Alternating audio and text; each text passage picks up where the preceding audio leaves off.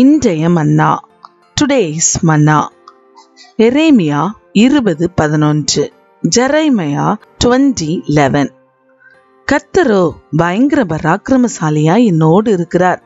ஆகையால் என்னை துன்பப்படுத்துகிறவர்கள் மேற்கொள்ளாமல் இடறுவார்கள். தங்கள் காரியம் வாய்க்காதபடியால் மிகவும் வெட்கப்படுவார்கள். மறக்கப்படாத நித்திய லட்சை அவர்களுக்கு உண்டாகும். But the Lord is with me like a mighty warrior, so my persecutors will stumble and not prevail. They will fail and be thoroughly disgraced. Their dishonor will never be forgotten. இஸ்ரவேல் ஜனங்கள் பாவம் செய்து தேவனை விட்டு தூரமாய் போனார்கள்.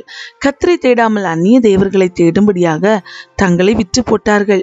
கர்த்தருடைய கோபம் அவர்கள் மேல் மூண்டதினால் கர்த்தர் அவர்களை பாபிலோனியர் கையிலே ஒப்பு கொடுக்க சித்தமானார்.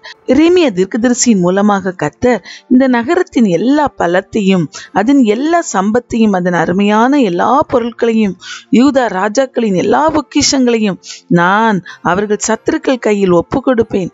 அவர்களை கொள்ளையிட்டு பாபிலோனுக்கு கொண்டு போவார்கள் என்று கூறினார். இந்த வார்த்தைகளை ஜனங்கள் ஏற்றுக்கொள்ளாமல் எரேமியா தீர்க்கதரிசியை பரியாசம் பண்ணினார்கள். இந்த வார்த்தைகளின் நிமித்தமாக எரேமியா தீர்க்கதரிசி நிந்தையும் பரிகாசமும் அனுபவித்தார்.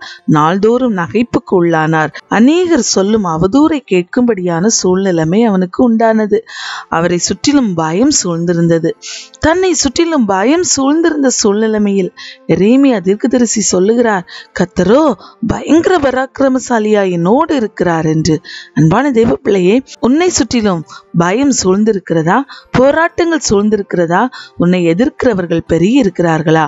இந்த சூழ்நிலைமையின் மத்தியிலே எரேமியாவை போன்று கர்த்தரோ பயங்கர பராக்கிரமசாலியாய் என்னோடு இருக்கிறார் என்று அறிக்கை செய்து ஜெயத்தை பெற்றுக் கொள்ளுங்கள்.